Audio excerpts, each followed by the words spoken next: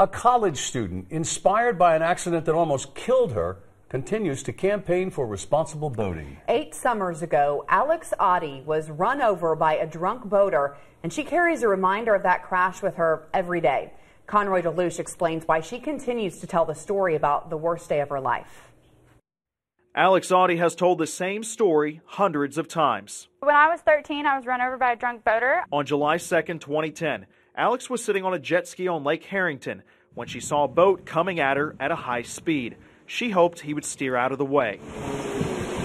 He veered to his left and never straightened up, hit me at an estimated 60 miles an hour. Alex suffered a broken neck, a traumatic brain injury, lacerated liver, both femurs were shattered, and part of one leg amputated. It's not an easy story to tell. It's not easy to tell people about the worst day of your life, but at the same time, I realized very young, obviously at 13 years old, that I'm the only one that can tell this story. A story of perseverance, but also with a message that drinking and driving on land or on water can have consequences. There's nothing accidental about a man making choices, and made the choice to drink, made the choice to get in the boat.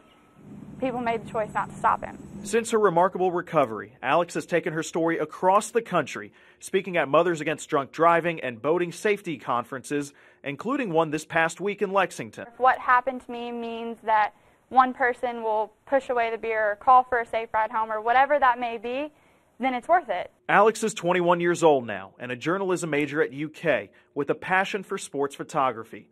In between classes, conferences, and games, she spends time in Frankfurt pushing lawmakers for tighter boating and drinking laws. I know that I have an uphill battle in front of me, but I think with support both nationally and internationally at conferences like this, I have the backup that I need.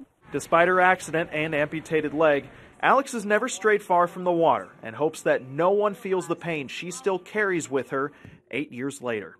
Covering the news in Lexington, Conroy DeLuche, LEX 18 News.